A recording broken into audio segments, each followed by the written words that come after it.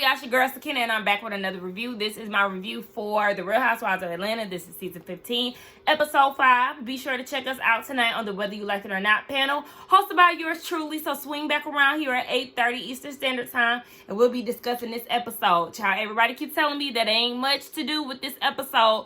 So, I mean, I'm kind of going in with low expectation, and it's really starting off that way, too. But before I get into that, I do want to make a bit of an announcement. My reviews for next week will be late, okay? I'm going to New Orleans. I won't get back till Monday. I will have a special guest in town as well. So all of my reviews will be coming out on Tuesday. Well, I ain't gonna say all of them, but you'll, start seeing stuff come out on Tuesday. So just be aware of that. Be on the lookout for that. I know my Bell Collective reviews keep being late. And it's like, I think Bell Collective comes on Friday. And I prefer to review it on Saturdays. Or maybe even Sundays. But, my weekends have been pretty occupied. I just came back from Maryland yesterday. So, yeah, Bell Collective is pretty late. If I got something to do, during the weekend, then it'll just be out late. But I know y'all gonna be here for me regardless. So, yeah, just look out for those reviews next week. Next round Tuesday, and they'll be there and ready for y'all. But anyway, yeah, let's go ahead and get into this review. So it picks up where it left off last week with Marlo banging at the door, acting a fool, and Kenya having to cuss her out for like, what is the reason for all of this? So, she closes the door, and Kenya said that I'm gonna call the police if you knock on my door one more time. Now all of a sudden, Marietta has a problem with what Marlo was doing, as she should. But the thing is, you let it play out. You watched her bang, literally kick the door several times. Not only was it Marlo, and I said this in my last review, it was Sheree and Marlo who kicked on her door. So this leads to Marlo and Marietta arguing on the elevator. And then after they get out the elevator, Marlo tries to close the door on Marietta. I don't know why Marietta didn't have the natural reaction to yank and pull on Marlo the moment she tried to close the door. Baby, that would have been my natural instinct, because don't you ever try to sit here and play with me. I don't really understand the animosity that they have towards each other, because it's not that deep. It does definitely give off an air of trying, too hard, looking for something, trying to, produce an issue where there really isn't one. Because what Marlo said last year, really, that wouldn't have made me blink twice. So it's just like, I don't understand this whole situation with Marlo and Marietta, but whatever. They here with it, and I'm over it. Marietta, I feel like you need to learn how to speak up in the moment. If you felt like they was doing too much at the door, then you should have spoke up in that moment, not after the fact when y'all going down the elevator and whatnot. Please, let's cut that out. So at this point, Marietta gets on the phone with Kenya. Marlo still acting ignorant, so she leaves the hotel and she's outside. There is Sheree, Marietta, and Sonia on the phone with Kenya, and she was like, I don't understand why y'all doing all of that. Matter of fact, everybody who was not in my core group, y'all can go home, okay? Sonia grabbed the phone, and she was like, well, I'm just trying to understand what we doing, baby. You can pack your bags. You can go. Yeah. Sheree's like, well, I'm trying to get down to the, I feel like there's more to it. And Sheree's actually right. There is more to it. It's supposed to be a surprise, a halftime show. But, Kenya, you have to understand that you two are at fault with this. It may not have been your fault for why y'all got kicked out of the event, but you are inviting these women to stuff that they have no idea of. You can't get mad because they're not dressed properly when you didn't inform them of the festivities. Like, you're doing this whole, dramatic thing because you want this wow factor. You want to surprise them and all of that. And I get that. But at the same time, you can't get mad when they're not hip to or in tune with what you got going on. That doesn't make sense. So, yeah, Sonya like, all right, you ain't got to tell me twice, baby. I'm out of here. She treated me worse in Jamaica. And it's like, yeah, you can't give people critiques about how to go about certain things. Kenya, well, look at what you do. Core group or not, this is still your trip. They're there for you, and you just got them in limbo. They have no idea what's going on. But what was frustrating me the most with these women, y'all grown. So if Kenya wanted to go to the room, then y'all figure the rest out. Baby, it ain't nothing but a click in Google. away from figuring out y'all next move. Y'all don't have to be up under Kenya. Y'all's plan was to be at the charity event. That got canceled. Kenya went to bed to be with her baby. The rest of y'all, figure it the hell out. It's not that difficult. Marietta. Girl, I'm kind of cringing a little bit, sis. Gorillas, right now, Pookie now. Give it up. Baby, you're not convincing us. You're not convincing me yet. Yeah, I mean, you ain't convincing yourself when you say it out loud because you don't even say it confidently. Like, you and Marlo's beef, baby, I'm going to need you to let that go. Release. Okay? Baby, I did laugh, though. I did laugh when Marlo said Marietta kiss more ass than Kenya eat.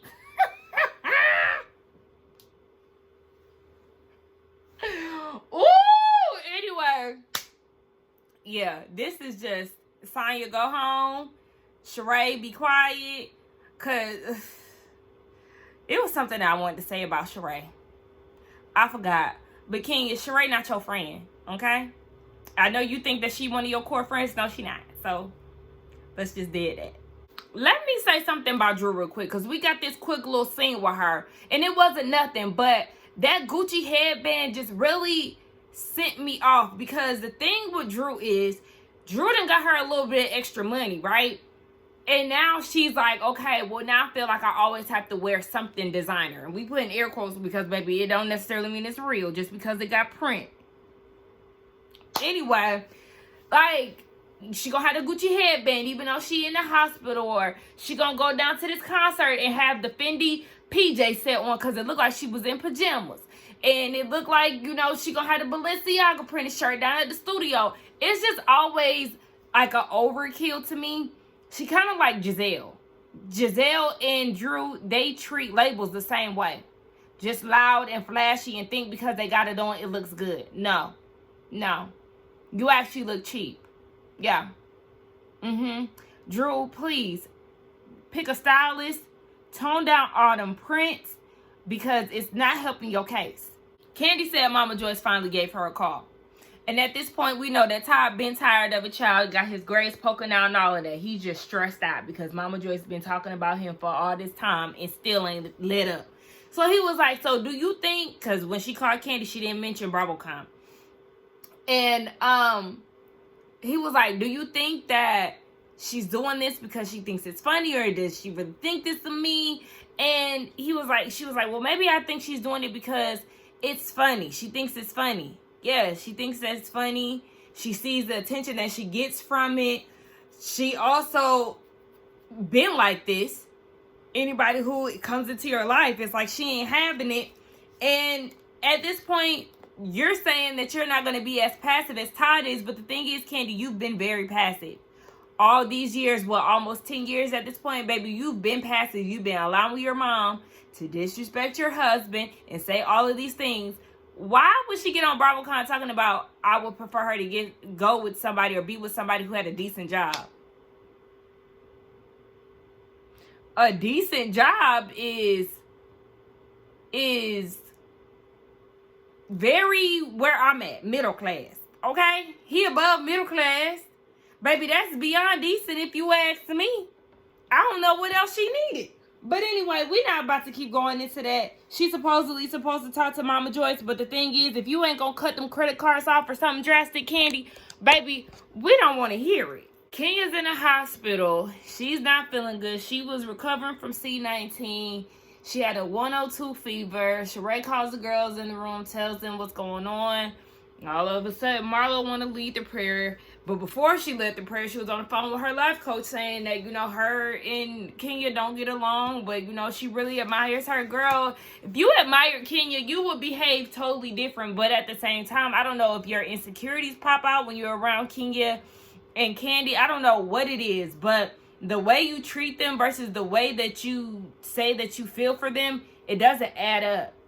It doesn't. So, girl, save it. Anyway, Kenya ended up getting discharged.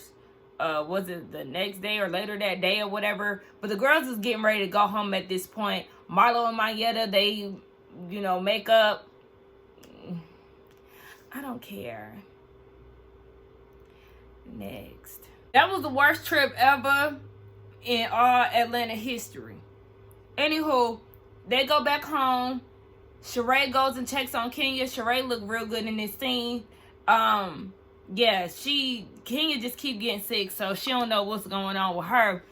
And then they talk about, I don't know what they talked about, but Brooklyn, look at this. Brooklyn came in and she was so cute. She is so cute. That little personality. Sheree was like, "How you doing?" "Good." "Oh my gosh, she's so cute." Did you do her little karate move? She's so cute. But I don't know what they were talking about. I kind of got lost about that. They started talking about fibroids and going the holistic route. What's going on with Sheree and her confessional? Her boobs look super big. Like, did you get new breast implants? I'm not understanding. There's something real weird going on with that yellow dress confessional look that she had. I don't know what's going on, but it's something about it I don't like. Oh yeah, she lied about kicking on the door. Sheree, you full of it. Like I said, Kenya, she not your friend. She Marlo's minion. And that's all I gotta say about that. Candy had a talk with Mama Joyce. It was more the same. I don't care to get into it. All I know is Candy, at the end of the conversation, suggested that they go to counseling. We'll see. 9 years in, we'll see if a change comes. I don't really see a change that'll happen, but okay. So, Kenya, Drew, and Sheree, they go get IVs. Sheree does not want to greet Drew with a hug, just a high five, because she has a bone to pick with her. The issue is that Drew went on a podcast, and I think it was Speak On It, but whatever. She went on a podcast and said that at the reunion, when Sheree handed out all that She By Sheree merchandise, when the cameras went down, she took all of it back. I remember watching that. That's why I feel like it was Speak On It, because usually I don't watch other people's stuff, like other podcasts.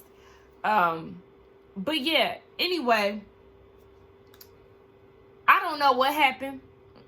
I don't know if Sheree really gave it back or what. Y'all know Sheree be lying, and it's always an excuse for something. Matter of fact, she talking about she needs to go on She By Sheree and get the duffel bag if she wanted that bag, because the duffel bag was supposedly Sheree's personal bag and wasn't supposed to be in the midst of all of that.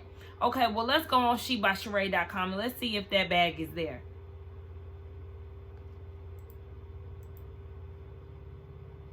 Okay, a bag is there. But I don't know if that's not the bag that Drew wanted. Matter of fact, let me start treating this like Robin and them hats. She got a Who Gon' Check Me Boo sticker. Okay. Okay. The Who Gon' Check Me Boo mug is very basic. I feel like she needs to get rid of that. She By Sheree sticker. Okay, that's cute. I'm not understanding why Cairo don't have no shoes on. Neither one of the models have shoes on in this picture. Why? Y'all definitely need shoes on. Come on. They got the Pride t-shirt. Okay. $82. I think not, especially because your shit be wrinkled, Sheree.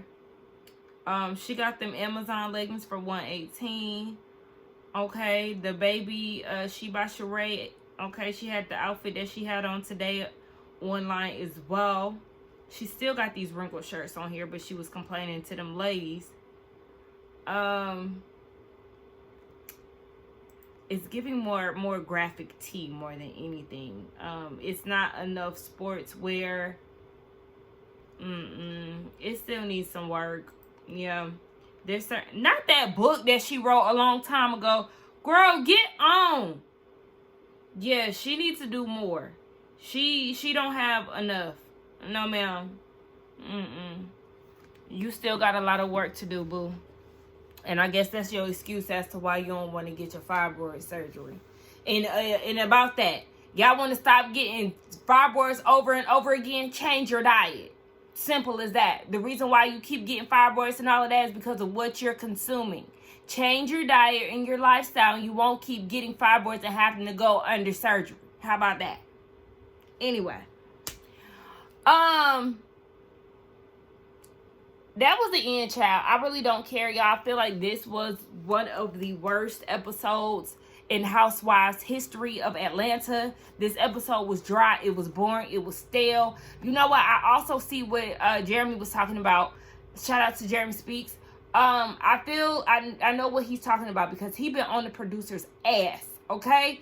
And rightfully so, because he was saying that the way that the show is edited and produced, it's more so very Sheree, Marlo, Sonia, you know, the losers, basically.